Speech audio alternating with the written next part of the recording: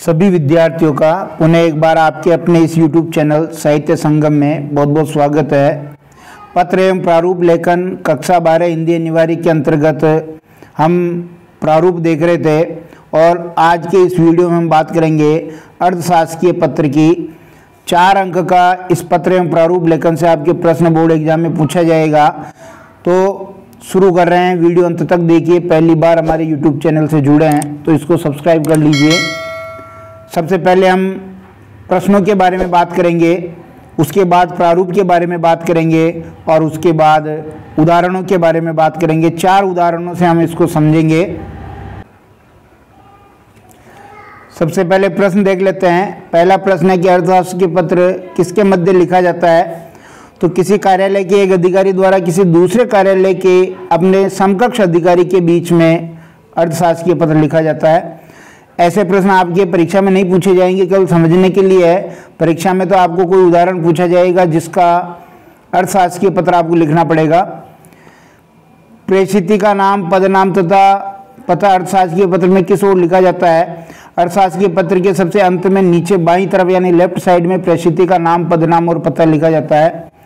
तीसरा प्रश्न हाँ नाम में उत्तर देना है, तो ये समझेंगे तब दे पाएंगे। अर्थशास्त्रीय पत्र सरकारी पत्र का ही उपभेद है, बिल्कुल हाँ। इस पत्र में औपचारिकता का प्रयोग होता है, नहीं। इस पत्र में समापन पर प्रेषक के पदनाम का उल्लेख किया जाता है, नहीं। प्रेषिती के पदनाम का उल्लेख होता है, हाँ।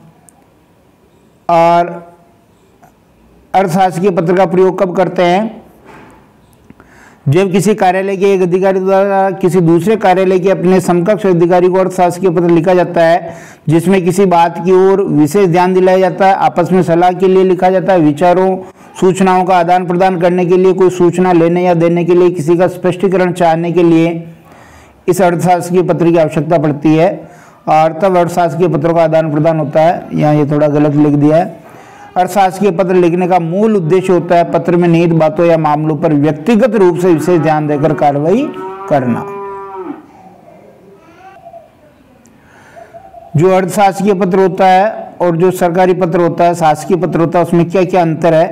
अर्थशास्त्रीय पत्र अनौपचारिक रूप से लिखे जाते हैं जबकि सरकारी पत्र औपचारिक रूप से। अर्थशास्त्रीय पत्र सरकारी अधिकारियों को व्यक्तिगत नाम से लिखे जाते हैं जबकि सरकारी पत्रों में पाने वाले अधिकारी के केवल पद के नाम का उल्लेख होता है। अर्ध सरकारी पत्र में जो संबोधन होता है प्रिय श्री, आदरणीय श्री का प्रयोग किया जाता है, महोदय का प्रयोग नहीं किया जाता है। जब कोई अधिकारी समान पद आयु का होता है तो उसके लिए प्रिय श्री, और कोई वयोवृद्ध उच्च पदस्थ होता है तो उसके लिए आदरणीय श्री का प्रयोग करते हैं। और जबकि जो शासकीय पत्र होता है, कार्यालयीय पत्र होता है, उसमें महोदय शब्द का प्रयोग किया जाता है।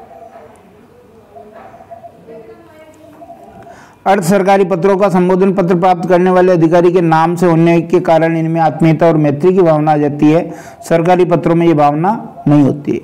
अर्ध सरकारी पत्र के अंतर्गत अंत में स्व निर्देशन के लिए आपका का प्रयोग किया जाता है जबकि सरकारी पत्रों में बहुधीय का प्रयोग किया जाता है। अर्ध सरकारी पत्र के समापन पर अर्ध सरकारी पत्र के समापन पर भेजने वाले अधिकारी का केवल नाम दिया जाता है, उसका पद या मोहर नहीं होती है। जबकि सरकारी पत्रों में नाम के बाद पद का नाम भी अवश्य लिखा जाता है।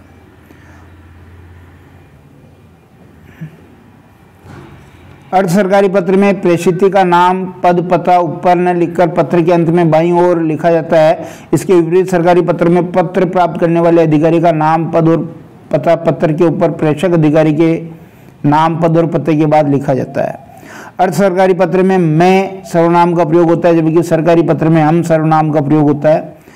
भारत सरकार के विभिन्न मंत्रालयों में आपस में पत्रों के आदान प्रदान के लिए अर्थशास्त्रीय पत्र का प्रयोग किया जाता है। अब प्रारूप देख लेते हैं।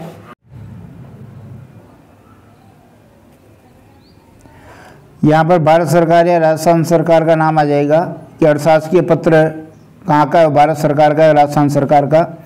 इसके बाद देखिए नीचे जो पत्र भेज रहा है उसका नाम और उसके पद का नाम यहाँ लिखना है लेफ्ट हैंड साइड में, और उसके कार्यालय का नाम और पता यहाँ राइट हैंड साइड में लिखना है। फिर नीचे अर्थशास्त्रीय पत्र क्रमांक और दिनांक लिख देनी है। यहाँ पर आपके आत्मीय संबोधन होगा, प्रिय श्री। इसके बाद पत्र का मध्य भाग होगा जिसमें विषय वस्तु मुद्दा लिखा जाएगा और पत्र का आपको समापन करना है व्यक्तिगत स्पर्श युक्त भाषा से और इधर आपको सादर से प्रेम लिखते हुए शुभेच्छु या बहुधीय लिखकर हस्ताक्षर नाम लिख देना है और इधर जिसको ये भेजा गया है यानी प्रेषित का नाम और पदनाम और उसके कार्यालय का नाम यहाँ होगा। यहाँ पर कार्यालय का नाम नहीं आएगा, ये ध्यान रखें, यहाँ पर कार्यालय का नाम नहीं आएगा। उदाहरण से इसको समझते हैं। एक उदाहरण आपके सामने है कि स्वयं को शासन सचिव शिक्षा विभाग जयपुर रवि कुमार मानते हुए राज्य के समस्त संस्था प्रधानों को गुणवत्तापूर्ण शिक्षा की सुनिश्चितता हेतु एक अर्थशास्त्रीय पत्र लिखना है। तो कैसे लिखेंगे, चूंकि ये राजस्थान का विभाग है इसलिए ऊपर आप राजस्थान सरकार लिखेंगे।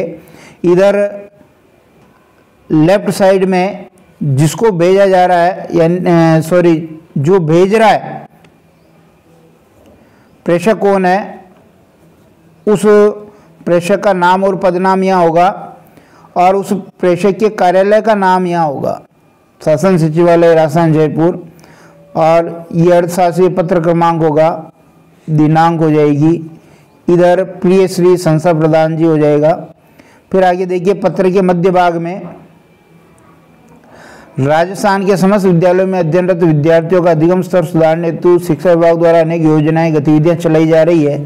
राजस्थान सरकार विद्यार्थियों को गुणवत्तापूर्ण शिक्षा उपलब्ध करवाने के लिए प्रतिबद्ध है, लेकिन हाल ही में ये देखने में आया है कि सरकारी विद्यालयों में अध्ययनरत बालक बालिकाओं का शैक्षिक स्तर पिछड़ता जा रहा है। उनमें सामान्य गणना कौशल का भी अभाव देखा गया है। विद्यार्थियों को गुणवत्तापूर्ण शिक्षा देने में संस्था प्रदान का योगदान महत्वपूर्ण होता है। आप विद्यालयों में गुणात्मक सुधार की व्यवस्था करें और शिक्षण गतिविधियों को कक्षागत शिक्षण में शामिल किया जा रहा है ये सुनिश्चित करें। यानी रटवाना नहीं है, गुणवत्तापूर्ण शिक्षा के लिए आप शिक्षकों को निर्देशित करें। इस हेतु किसी भी प्रकार के संसाधन की आवश्यकता हो तो अवश्य अवगत करवाएं। शिक्षा के क्षेत्र में राजस्थान की विशिष्ट पहचान बनाना ही हम सबका लक्ष्य है। गुणवत्तापूर्ण शिक्षा के लिए आप अपना सर्वोत्तम प्रयास करेंगे ऐसी अपेक्षा है और आत्मीय भाषा से इसका समापन करना है कि इससे प्रदेश और शिक्षा विभाग की छवि राष्ट्रीय स्तर पर अच्छी बनेगी। सादर और सावार इधर लिखना है। आपका शुभेच्छु या ये शब्द यहाँ लिखेंगे, हस्ताक्षर करेंगे रवि कुमार और यहाँ पर जिसको भेजा गया है उसका उल्लेख करेंगे। दूसरा उदाहरण और क्लियर करेगा आपको। ये देखिए दूसरा उदाहरण आपके सामने है। क्या उदाहरण है? उदाहरण ये है कि अपने आप को सचिव माध्यमिक शिक्षा बोर्ड राजस्थान अजमेर मानना है और एक अर्थशास्त्रीय पत्र पुलिस महानिदेशक जो डीजीपी राजस्थान जयपुर है उनको लिखना है जिसमें बोर्ड परीक्षा प्रश्न पत्र की सुरक्षा का आग्रह किया है। शुरू कैसे करेंगे? देखिए ऊपर ही ऊपर आपको क्या लिखना है, राजस्थान सरकार। इधर आप ध्यान दीजिए जो लेफ्ट हैंड साइड है प्रेषक जो ये अर्थशास्त्रीय पत्र लिख रहा है उसका नाम और उसका पद आ जाएगा और यहाँ पर लिखने वाले का कार्यालय का नाम यहाँ आ जाएगा और उसका पता आ जाएगा। फिर अर्थशास्त्रीय पत्र क्रमांक यहाँ लिख देंगे और दिनांक यहाँ लिख देंगे। इधर संबोधन में प्रिय श्री लाठर जी करेंगे और फिर अर्थशास्त्रीय पत्र का मध्य भाग लिखेंगे। प्रतिवर्ष की भांति इस वर्ष भी माध्यमिक एवं उच्च माध्यमिक परीक्षाएं 9 मार्च 2023 से आरंभ होने जा रही है। इस परीक्षा में प्रदेश के 40 लाख परीक्षार्थी सम्मिलित हो रहे हैं। परीक्षाओं के प्रश्न पत्र प्रदेश के थानों में रखवाने के निर्देश पहले दिए जा चुके हैं। प्रश्न पत्र परीक्षा केंद्रों के नज़दीकी थानों में 7 मार्च तक पहुंच जाएंगे। बोर्ड परीक्षा सफलतापूर्वक संपन्न करवाने में आपके विभाग का भी महत्वपूर्ण योगदान रहता आया है। परीक्षा से जुड़ा सबसे बड़ा मुद्दा प्रश्न पत्रों की गोपनीयता का है।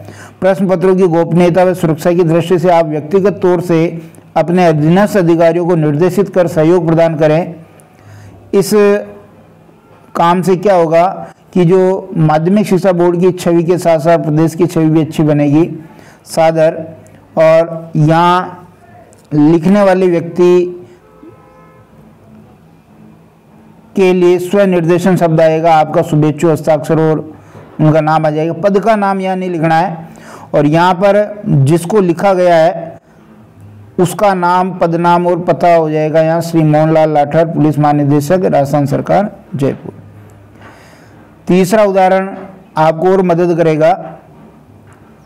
क्या कह रहा है तीसरा उदाहरण, समझे पहले कि निदेशक माध्यमिक शिक्षा बीकानेर की ओर से निदेशक चिकित्सा एवं स्वास्थ्य विभाग, राजस्थान सरकार, जयपुर को एक अर्थशास्त्रीय पत्र लिखना है जिसमें कोरोना काल में विद्यालयों के कुशल संचालन हेतु सुझाव मांगे।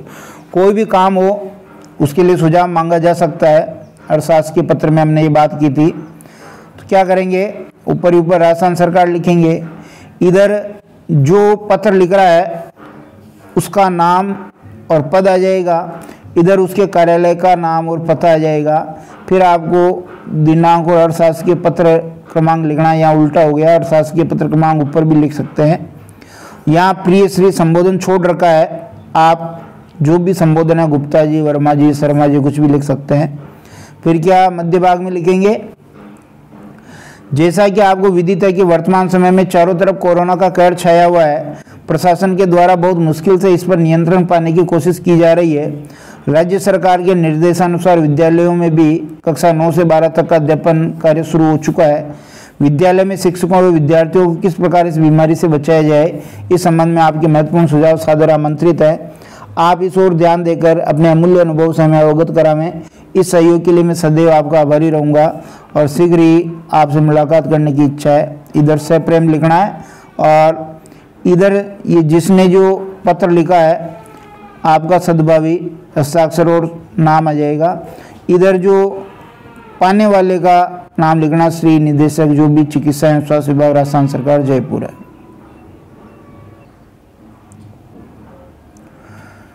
चौथा उदाहरण देखें कि निदेशक भाषा विभाग, राजस्थान, जयपुर की ओर से जिला कलेक्टर नागौर को एक अर्थशास्त्रीय पत्र लिखना है जिसमें हिंदी को बढ़ावा देने के संबंध में सुझाव मांगे गए हैं।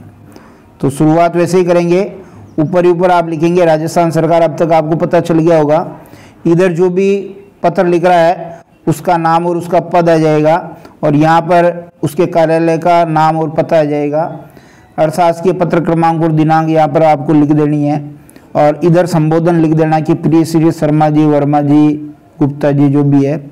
और पत्र के मध्य भाग में क्या लिखना है कि हिंदी को राजभाषा घोषित हुई 70 वर्ष से अधिक का समय हो चुका है, परंतु ये बड़े दुख की बात है कि आज तक हम हिंदी को वह सम्मानजनक स्थान नहीं दे पाए जिसकी वह अधिकारिणी है।